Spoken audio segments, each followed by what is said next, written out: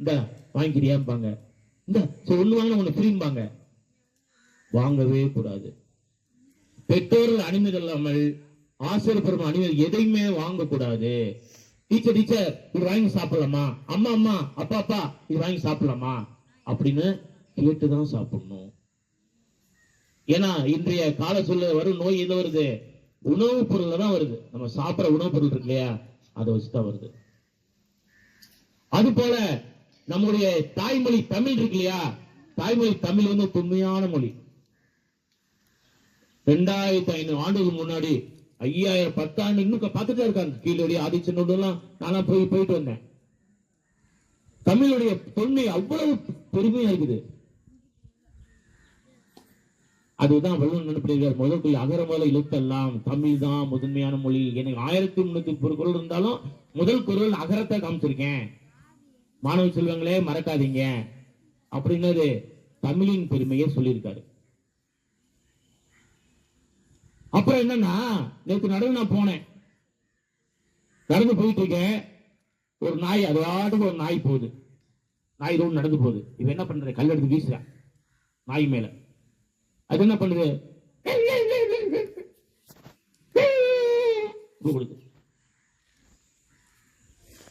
அப்படியே நடந்து போறேன். பக்கத்துல போறேன்.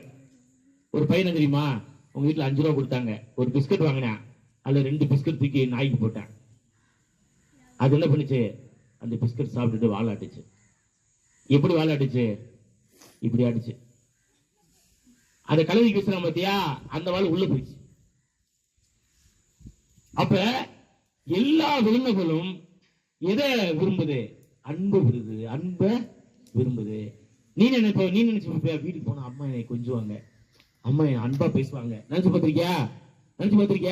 அன்பு விலை கொடுத்தா கிடைக்குமா, காசு கொடுத்தா கிடைக்குமா? போய் கடையில போய் ஒரு 100 ரூபாய்க்கு அன்பை கொடுப்பாங்களா? கிடைக்காது. அந்த அன்பு யார்கிட்ட கிடைக்கும், அம்மா அப்பாட கிடைக்கும். இன்னொரு யார்கிட்ட கிடைக்கும், ஆசிரியர் கிடைக்கும். என்னம்மா என்ன காலையில சோகமா இருக்க, என்னாச்சு ஏதாச்சு? எங்க வீட்டுல ஒரே பிரச்சனை டீச்சர், நான் வந்து கஷ்டம் இருந்துச்சு, அப்பா அம்மாவை திட்டு விட்டாரு, என்னையும் அடிச்சு விட்டாரு. அப்ப ஆசிரியர் சொல்லுவாங்க, அப்படித்தான் இருக்கும், கோவப்படுவாங்க, மறுநாள் சிரிச்சுக்குவாங்க. பாத்திருக்கீங்களா வீட்டுல? உங்களே பாருங்க, உங்களை அடிப்பாங்க, அடிச்சுட்டு என்ன பண்ணுவாங்க, அம்மா அடிப்பாங்க, அடிச்சுட்டு கொஞ்ச நேரம் கழிச்சு அப்பா என்ன பண்ணுவாரு, சாக்லேட் வாங்கிட்டு வருவாரு, மகனே இந்த ஐஸ்கிரீம் சாப்பிடு அப்படிம்பாரு. அப்ப என்ன சொல்றாங்க, பாவம் அடிச்சுட்டேன்னு தெரியாம நான் அடிச்சுட்டேன், பையனுக்கு ஒரு ஐஸ்கிரீம் வாங்கிட்டு வாங்க அப்படிம்பாங்க.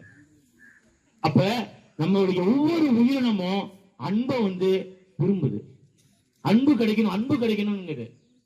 அதான் வள்ளுவன் சொல்லியிருக்காரு, அன்பின் வலியது உயிர்நிலை, அன்பின் வலியது உயிர்நிலை. இந்த விலங்கு இருக்கு, இதுக்கு இந்த மரம் இருக்குது, அன்பு இருக்குமா அதுக்கு? இல்ல, சரியா? ஆனால் இதையும் நம்ம அன்பை செலுத்தணும். இந்த இதுக்கும் நம்ம அன்பு நேசிக்கணும், மரத்தை நேசிக்கணும். ஒரு செடி வைக்கிறோம், இந்த செடியை நேசிக்கணும். அம்மா நேற்று ஒரு செடி வச்சோமா, நீ வலு வச்சுமா, சார் நேற்று ஊன்னேன் சார், அந்த பாருங்க சார் இலைய வைக்குது சார் முட்டை வந்துருச்சு சார் பூ வந்துருச்சு சார். ரசிக்கணும், மலர்களை ரசிக்கணும். ரசிக்கும் போது என்ன ஆகும், இங்க இருக்க சுற்றுச்சூழல் வந்து என்ன பாதுகாக்கப்படும். ஏன் சொல்றேன்னா, இந்த வயதில் நீங்கள் செடியை போன்றவர்கள், உங்களை எந்த ஒரு தீண்டுதலும் இருக்கக்கூடாது. எந்த ஒரு ஆடு மாடு போன்ற உயிரினங்கள் மனுஷங்களே இருக்காங்க, விலங்குகள் இருக்காங்க, மனுஷங்களே விலங்கு இருக்காங்க. உங்களுக்கு தெரியும், உங்களை யாரும் துன்புறுத்தல் கூடாது. மனதிலும் சரி, உடல் அளவிலும் சரி, உங்களை யாரும் துன்புறுத்தல் கூடாது, உங்களை சந்தேகப்படுத்த கூடாது, உங்களை கஷ்டப்படுத்த கூடாது. இதற்காகத்தான் வேலி என்ற பெற்றோர்கள், ஆசிரியர்கள் உங்களுக்கு இருக்காங்க. நீங்க இந்த மரம் வந்துட்டு வச்சுக்கீங்களேன், இந்த மரம் வந்துட்டீங்கன்னா உங்களை ஒண்ணும் செய்ய முடியாது. இதே மாடு ஆடு இருக்கு இல்லையா, உங்களை கடிக்கணும்னு நினைச்சிருக்கேன் சரியா இருக்கும் போது, ஆனா நீங்க மரம் ஆயிட்டு வச்சுக்கீங்களேன், அந்த நல்ல உட்காந்து இழப்பாரும். ஆக நான் இந்த செடியை நான் சாப்பிடணும்னு நினைச்சேன் அப்ப, ஆனா இது மரம் ஆயிடுச்சு, இப்ப என்ன என்ன பண்ணுது, அது என்னை பாதுகாக்குது. பார்த்துருக்கீங்களா? மாடு மரம் இதுல உட்கார்ந்துருக்கும், மரத்துக்கு அடியில் உட்கார்ந்துருக்கும். அது ஏன் சொல்றேன்னா, நம்ம எல்லாரிடமும் அன்பு செலுத்துவது வேண்டும்.